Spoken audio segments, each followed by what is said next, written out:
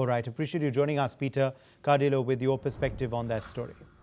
Now, marking 5 years of Abraham Accords, United States Secretary of State Marco Rubio is in Israel.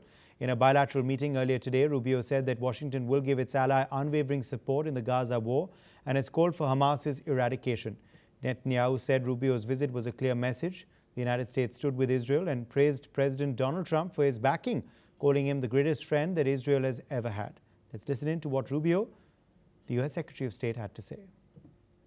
And yes, I think it's appropriate. We're here on the 5th anniversary of that historic accord, which really, imagine, despite the difficulties the region has confronted over the last few years, how much more difficult they would have been had the Abraham Accords not been in place. And we're obviously incredibly grateful as well, just from the perspective of the United States, to Morocco and Bahrain and the United Arab Emirates. There are other countries that have expressed an interest, and one of the being a part of this, and one of the great promises of the era is the ability under President Trump's second term to be able to build upon the foundation of the Abraham Accords and expand it to more countries who want to join in something like this. And so it's also part of our focus.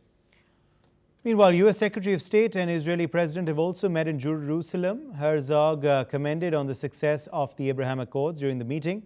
Rubio joined Herzog in calling for the expansion of the landmark normalization agreements between Israel and several Arab states. Herzog recalled the historic moment when the accords were signed on the White House lawn in 2020 under the auspices of then President Donald Trump.